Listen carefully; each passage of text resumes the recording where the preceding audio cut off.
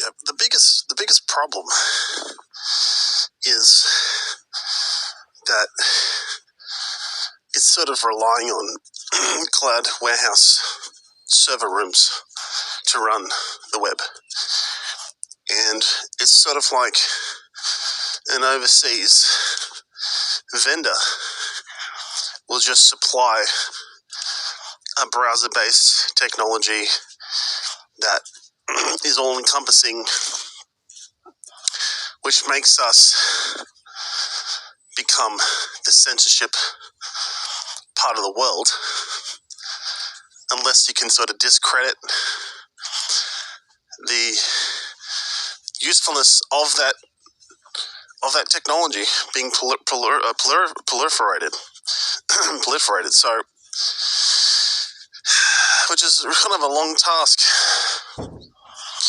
It just means people see the value of basing their lives outside of the West. They don't see the West as any sort of place that's technology coherent or transparent.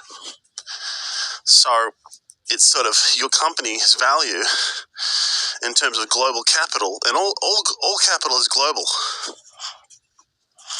That's, so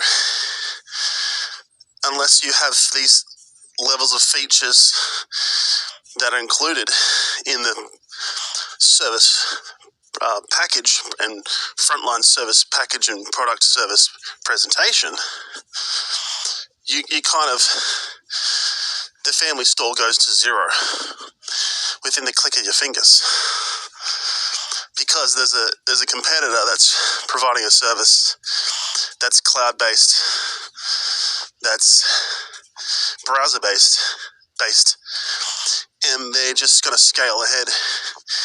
And then you're playing catch-up. And then it's kind of like, if you didn't have the research and the technicians to do it locally that you've hired and trained and are well-versed in this concept of artificial intelligence, although we know there's nothing artificial about these services and these features related to these services, nothing artificial about it. It's just a complex system. Then you're forced, if you don't have local talent, you're kind of forced to pay up big, because if you can't research it yourself, $40 million for a language model is a lot of money. It's still not cheap. It's probably could be $10 million, $5 million of work, or $1 million worth of work got priced up $19 million. So a lot of people got their payday, and they're laughing. They're laughing pretty hard. So, I don't know whether it's written down in front of me, the cost breakdown, whether I believe that or not. They just copied something onto a disk and, here you go, there's your language model. Give me $20 million. So it's only going to get worse if the research locally isn't done.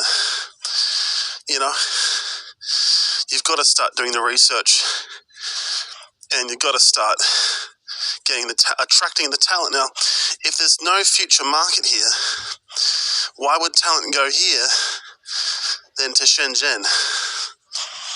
You see? Why wouldn't they go over to Shanghai or Shenzhen? Why would they want talent?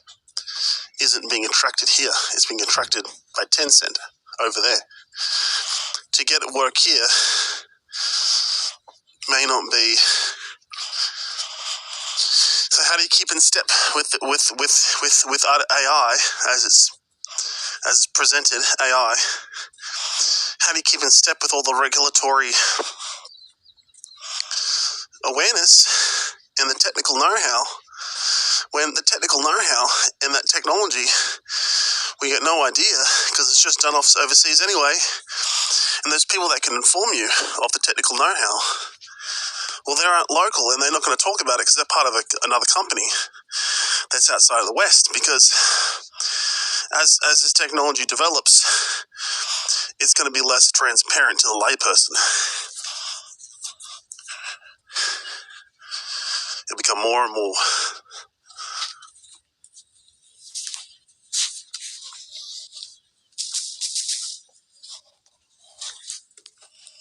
So,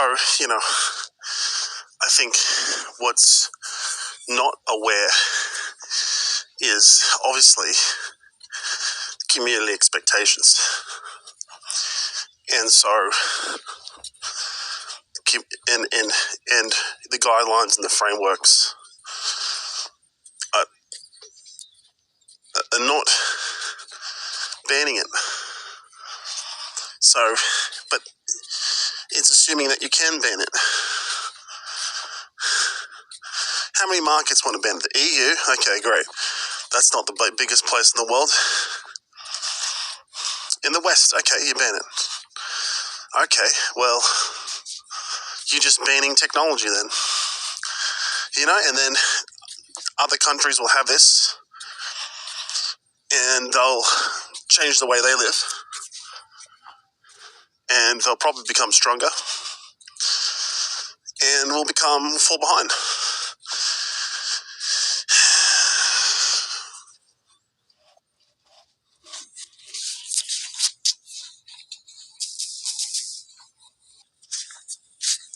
I mean, that's essentially the family store is just local talent.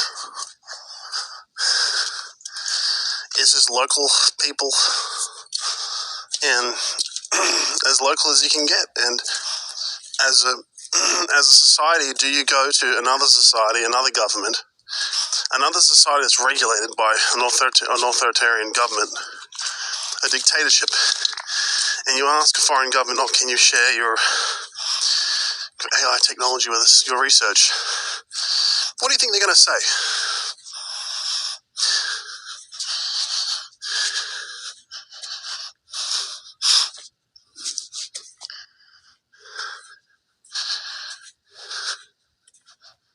So, I mean, you could incorporate artificial intelligence into transactions on eBay, for example, in Amazon. You've bought this. Can we suggest these 4 other things that incorporate? That already happens. You go to most box shops and you ask. You look at a laptop and you click the laptop. It comes up and then it gives you 10 peripherals and accessories to your laptop. See, that's sort of database technology already working. That's subtle AI working. And, it's sort of getting people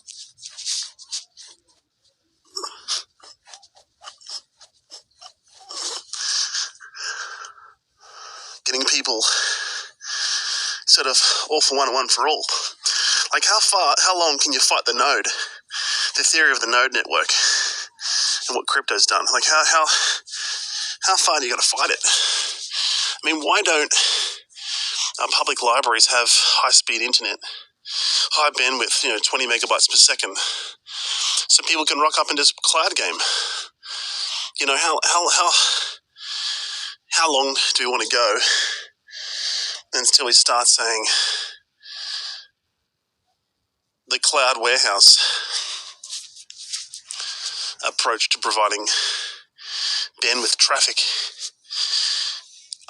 isn't really going to help?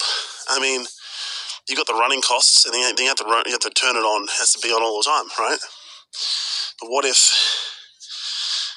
we go from 6 billion to 12 billion, and we don't have enough electricity? We don't have enough computers or microchips to run the warehouses anymore. See, that's kind of like when you look at the network node, that what's happened with crypto money. You look at, well, what else can that apply to? Well, it can apply to localizing language model development, sort of thing. Browser-based is kind of where it's at now, But it's a weak point in the supply structure too. It's like we just have these warehouses. We put all our